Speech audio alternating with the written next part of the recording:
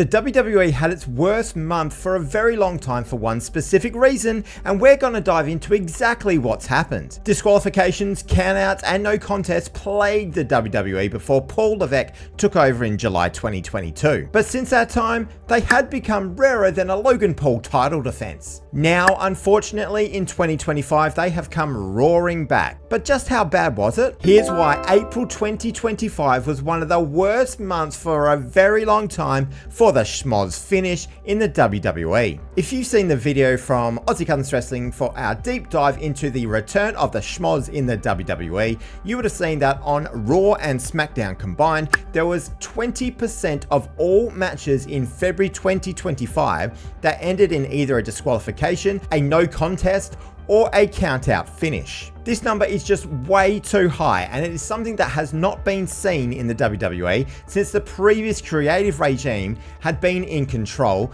in 2022. March then did settle down somewhat, with 13.64% of all matches on Raw or Smackdown ending in finishes such as this nature. That was mainly around the European tour, where they did a few of them here and there, but no show actually had more than one on them, which I think they did quite alright in that instance. 6 of the 44 matches on Raw or Smackdown in March ended up in one of these schmoz finishes, which 6 is probably still a couple too high, but it is nowhere near as bad as what it has been for some months. And then what the hell happened in April?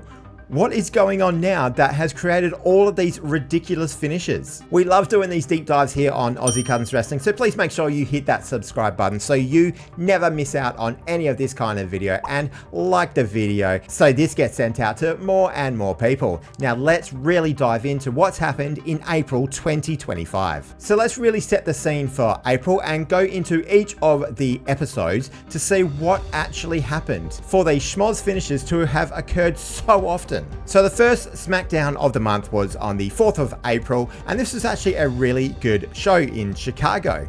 There were no schmoz finishes on this show, though it did include a 2-minute squash match, but that was for Naomi over B-Fab, and of course Naomi was in the grips of her heel turn, and she did some really good work leading up to WrestleMania. Jade Cargill attacked her after the match in this one, so I'm really glad that she didn't do it during the match to cause a DQ finish. The 7th of April episode of Raw saw one schmoz finish, and this was absolutely terrible, this one. This is where the War Raiders were taking on the New Day in a World Tag Team title match, and for some reason the New Day boys brought in a chair to the ring fully in front of the referee. The referee sees everything.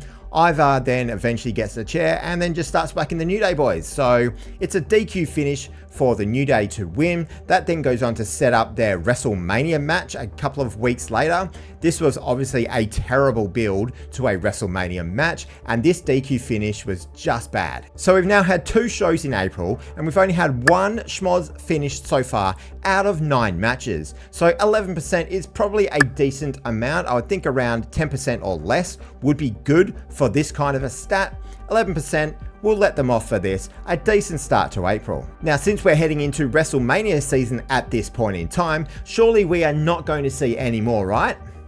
We're not going to see any more, right? It's going to get a lot worse. It's going to get a lot worse, isn't it? Well, on the 11th of April episode of Smackdown, we can kind of let them off for this one because this was the accidental countout, as it has come out later that it actually wasn't supposed to happen this way. It looks like Zelina Vega was actually supposed to get a clean win in this match, but Chelsea Green was jaw-jacking with the commentators on the outside, and I don't know what happened, but she just didn't seem to listen to the referee, and he kind of had no option but to continue the count because Chelsea Green wasn't even close to getting back in the ring, so for him to have just stopped the count at that point, it would have looked ridiculous on his part. Not much he can do. I don't know what happened to Chelsea in this part. She's had a fantastic year from her character perspective.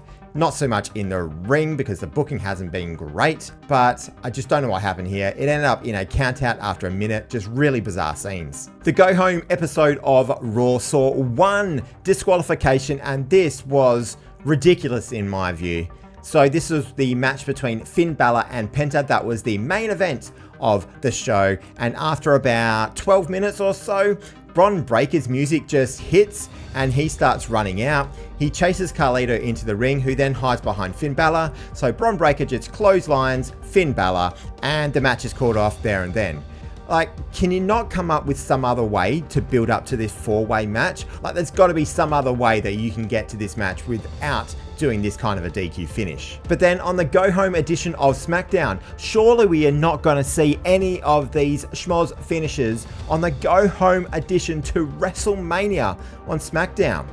Well, the first match of the night was the Andre the Giant Battle Royal, which is actually a lot of fun, especially the last kind of 4 or 5 minutes of this match. One of the better Andre the Giant Battle Royals for sure. So that couldn't even be a DQ finish. There were only 5 other matches on this show, and the next match was the WWE Tag Team title match between the Street Profits and the Motor City Machine Guns. And after about 8.5 minutes, the DIY boys came out and attacked the Street Profits. They then went on to attack the Motor City Machine Guns, but because they attacked the Street Profits first, they were the ones who were given the win by disqualification. Not that that really matters that much. And then the DIY boys stole the belts and took off with them. And then as we go into the back a little bit later on in the evening, of course, we get Nick Aldis telling them that there is going to be a 3-way match, a TLC match for the WWE Tag Team titles. And that one is not going to be on WrestleMania, to the loud boos of the crowd. This was going to be on the SmackDown after WrestleMania. So a couple of matches later, we have the non-title contest between LA Knight and Solo Sikoa, and after just 3.5 minutes, Jacob Fatu comes out to try and destroy LA Knight, obviously much to the chagrin of Solo Sikoa, but then Braun Strowman makes the save, and then Nick Aldis makes an impromptu match, a tag team match between Braun Strowman and LA Knight versus Solo Sikoa and Jacob Fatu. This is a trope that used to happen all the time in the WWE. You would have a DQ match in a singles match that would then set up an unannounced tag team match between the people who were involved in the DQ, and it is something that really sucked and would happen so often. This is one of the first times I've seen it in this creative regime, and I really didn't like it, and I know a lot of other people felt the same as me. So let's now move on to the Raw after WrestleMania, and there were only 3 matches on this show, on what was overall a really good show. Seemed like it was setting the stage for the next kind of season of WWE post WrestleMania, but it did include a no contest finish. Of course, it was that fantastic match between Io Sky and Stephanie Vaquer, where after a while, Roxanne Perez and Julia came out to attack Io Sky and Stephanie Vaquer, basically to invade from NXT to make a name for themselves on the main roster. Look, this would have actually been a really good way to have a no contest finish if it was won in isolation, but because there had been quite a few DQs already in the month, especially with 2 happening on the previous show, this was not a good thing. Rhea Ripley then of course came out to help out Io Sky, and that would set up for a match on the following week on Raw between Rhea Ripley and Roxanne Perez, which we will go into in just a little bit. Now, the 25th of April episode of SmackDown had 2 of these no contest finishes, and they were both very predictable. So the first one was the Jade Cargill versus Tiffany Stratton match, which I think was non-title, although they didn't really mention anything about that because it was an impromptu match. And after about 10 or 11 minutes, Naomi came out to attack Jade Cargill, and then shortly after that, Nia Jax came out to attack Tiffany Stratton, so the match is called off as a no contest. The very next match could have been a DQ, and this kind of makes it all look even more ridiculous because the Secret Service actually had attacks on Zelina Vega that was spotted by the referee, and what did he do? He didn't throw the match out, he threw those participants out. So the Secret Service were then sent out to the backstage area, which meant the match could continue, which is actually a really good way to do it. The crowd loves this kind of thing because the referee kind of gets the, oh, you're out of here.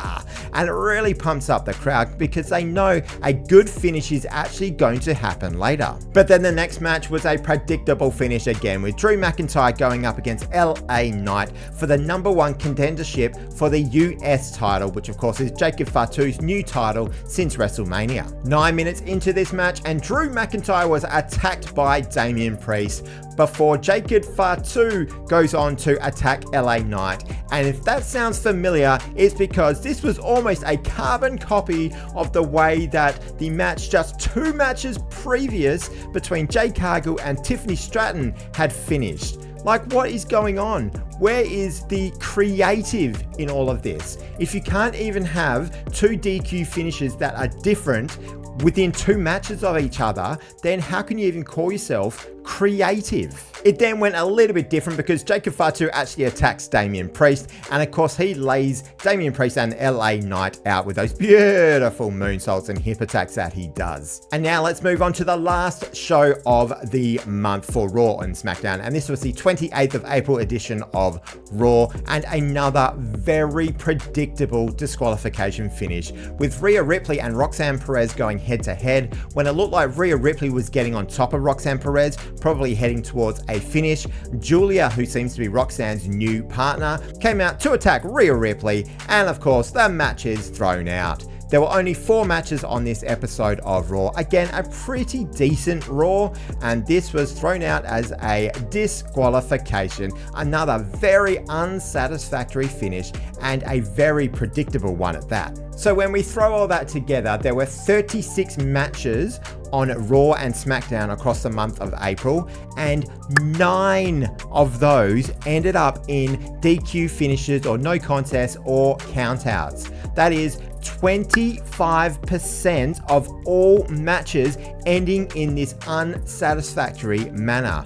This is just ridiculous. So we've been keeping count since the start of 2022, and we have not had a month as bad as this since we've been keeping count. I imagine 2021 probably had a month like this because DQ finishes were all over the place in 2021, but we do not have a count from 2022 onwards that has been as bad as April 2025 in the WWE. So I want to get some sort of discussion around this going on. So why can't the WWE commit to winners and losers at this point in time? Especially in the lead up to WrestleMania, there were quite a few builds that ended up being disqualification finishes that then people end up getting rematches, or more people came into the match because of those finishes. Like, why can't there be any kind of commitment to an actual build to a match without it having to be a disqualification in the process? I know there's been a lot of talk about Road Dogg taking on the creative of SmackDown. I think he's in partnership as the head writer on SmackDown, and that occurred in mid-February. And it's quite funny that the very first episode after he took over the head creative position on SmackDown was one of the worst rated SmackDowns for a very, very long time. That included 2 ridiculous no contest finishes in them. To me, there has been a noticeable decline in quality on SmackDown. I know they've got to fill 3 hours instead of 2 hours because of a contractual obligation they have with the TV network, the USA network in America, but still, you've got to figure out some way to have actual finishes to matches and not rely on this terrible trope that just gets people offside. Because WrestleMania wasn't exactly well received by everyone in the wrestling community, are we seeing now a creative decline in the WWE, or is this just a blip?